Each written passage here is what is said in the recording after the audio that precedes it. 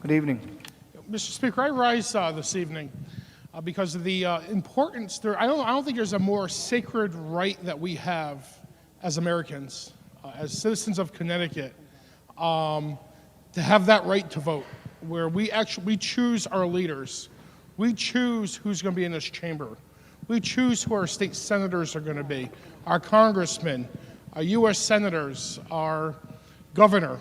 As a matter of fact, there are elections I can point to where there's a congressional race in the 2nd Congressional District back in the 90s that was determined by 4 votes, 4-vote difference. In 2006, 75-vote difference determined who's going to be our U.S. representative. You can point to it time and time again where just literally every single vote matters and counts all that much, and is so important. You know, I often recently, as many of us did here in this chamber, did reads across America promoting literacy to our children, to our young people, to our 3rd, 4th, 5th graders, about the importance of literacy. Many of them asking inquisitive questions about what's a state representative? What do you do? Asking very pointed questions about my job. Asking how can you become a state representative? And it took me back to when I was sitting in their chairs. Matter of fact, I recently spoke to the Veterans Memorial School in Preston, the 4th graders. It used to be Preston City School. I was in one of those very seats. And I remember my 3rd grade teacher saying that any one of us can run for office, can be an elected official. We have that ability as American citizens. That's what makes us so special and unique compared to most other places across the globe, is the ability for any one of us to become an elected official. And what we have before us here in early voting, I get it. We're in 2023, Mr. Speaker. We're not in 1923. I understand things are fast-paced. We move very quickly as a society. Things are going fast. A lot of times things come up where all of a sudden you realize in a short period of time you may not be able to make it to the polls on that particular day. I get that. But I want to challenge you all. I want everybody to just step back for a minute. I know this has gotten kind of partisan. There's been a lot of divisiveness on this issue. But I want us to all take a step back and think about our first races when we were not elected officials, when we did not have the power of the incumbency, where a lot of us were not known beforehand. And we had something inside of us that inspired us. It was a life experience, several life experiences, a particular issue where we got inspired to step forward and say, you know, we want to be a member of the Connecticut General Assembly. We want to run for the Connecticut House of Representatives. And think of the amount of work that it took us to run. And I'm talking to the Democrats in this chamber as well as the Republicans. Think about that first race. Many of us may have challenged incumbents. Talk about my own race. The first time I ran in 2018, I went up against a gentleman who was here for 22 years, who held the seat for 22 years, won by big margins, had all the name recognition, had all the funding in the world. I did not come from the political world. But I wanted to be part of, I was disenchanted with certain things that were going on. I wanted to be part of change. I remember back when I was in the 3rd grade how any one of us could run and be part of the process. I did not have a lot of money. I did not have the name recognition behind me, Mr. Speaker, but what I did have, and I had a very rural district, a very geographically spread out district in the state, one of the largest geographically, as I still have. And what I also had was a car with 180,000 miles on it, a full tank of gas, a few key volunteers who believed in what I had to say. And I had a challenge in front of me. That challenge was to get out to the voters have a discussion one-on-one with the voters. And how do you do that? Well, I went to doors. I knocked 5,000 doors, had 5,000 front porch conversations.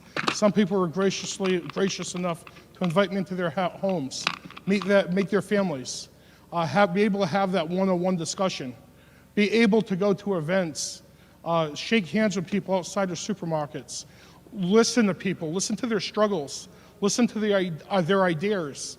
Many of the bills I've proposed, many of the issues I vote on and the way I vote is based on the conversations I had with folks in my district.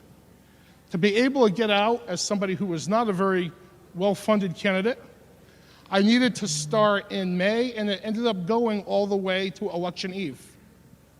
And I had to have that conversation with everybody. And I had that discussion, and I was able to, I was blessed to win my election and several re-elections. Many of us in here, I'm not special. Many of us in here have very, very similar stories. I think that many can relate to what I'm saying very, very well. It took us literally, we have to work right to election eve to make sure we get the word out. Now just think a lot of these different elections. Either side of the aisle now, I'm not talking Republican, I'm not talking Democrat, I'm talking both of us. Think about how many elections have been decided by 5, 10, 50 votes, 100 votes. Think about how critical it is in the last 14 days, 15 days, to make sure we're working around the clock to get the word out to the voters, have the discussion one-on-one with the voters, and listen to those folks, where they have direct access to us, either they're elected officials or wannabe elected officials, where they can make an informed decision. They know who Brian Lanoue is. They're comfortable talking to Brian Lanoue. They're comfortable talking to Speaker Rosario or any one of us in this room because we're having that discussion and that one-on-one direct contact with them, that retail politics. So vitally, vitally important to our citizens and to our legislators. So those particular races have been determined by a handful of votes, particularly when it has gone to the lesser funded candidates, was the ability to campaign up to Election Day and get the word out and to have that conversation one-on-one with the voters. Now, if we go with 14 days before the election, and I'll go to 2020, my first re-election, when we had no excuse absentee voting. When I was going around talking to folks in 2020, many people I had discussions with, they said to me, you have our support. Then they told me, put up a sign. I knew clearly they were supporting me. And then they found out I was of a certain party affiliation, and they already filled out their ballot for the across the party line for the other party. The point is with all this is I didn't have the ability to reach that person yet. And I didn't have the ability to have that discussion. That was replicated time and time again in my experience in 2020. I was fortunate to have the power of the incumbency. People knew who I was by 2020. I would venture to say if that was the environment that we were in 2018, I would not be here, standing here, making these arguments to you. We would not be having this discussion right now. That's why it's so important we protect the sacred right to vote as close to the election as possible, but also give people accessibility. We want to make sure we can get as many people into the process as possible.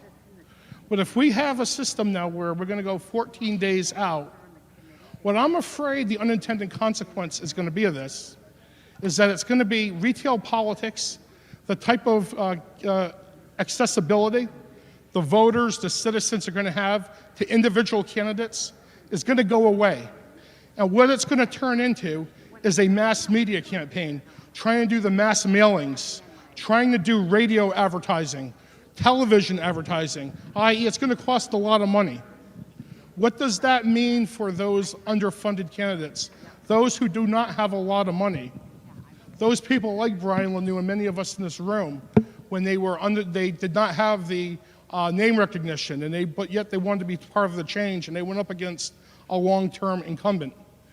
And ultimately, what's it going to mean for our citizens, our residents, that have that direct accessibility to many of us very, very close to the election. So, Mr. Speaker, with that said, as I said, I also get it. We want to encourage more people to vote, and if they cannot vote on Election Day, obviously absentee ballot is available to them. I have not met anybody yet that has been denied an absentee ballot. But even with that said, things come up last minute where they may not even be able to get an absentee ballot. So what do? What's the compromise here? This country was founded on compromise, right? The Connecticut Compromise. I think a very solid compromise we have before us is what the proponent of this amendment has put out here, has proposed, is 3 days before the election. 3 days before, if you have a pretty good idea, a week before, if something comes up last minute, you can't make it to the polls on Election Day. You have a window of 3 other days where you'll be able to do so. This is a very fair amendment. This makes sense. This protects the integrity of the vote, how important it is to our system, and encourages more people to vote, and it still protects those underfunded candidates, new people who want to get in, the young kids who still believe in this system, who someday want to be a part of it and want to talk directly to the voters, and ultimately making sure our voters still have accessibility, our residents still have accessibility during the legislative process to all of us, that one-on-one contact, not some TV ad somewhere, not some radio ad or us smiling in some mailer, but they have access to us. They're able to talk to us. They're able to look at, we're able to look in one another's eyes, share that conversation. Amendment 7382, LCO 7382, does just that. Mr. Speaker, I very much encourage all my colleagues, please support this amendment, and I think this will make a much stronger bill. Thank you, Mr. Speaker. I'm proud to stand in favor of LCO 7382.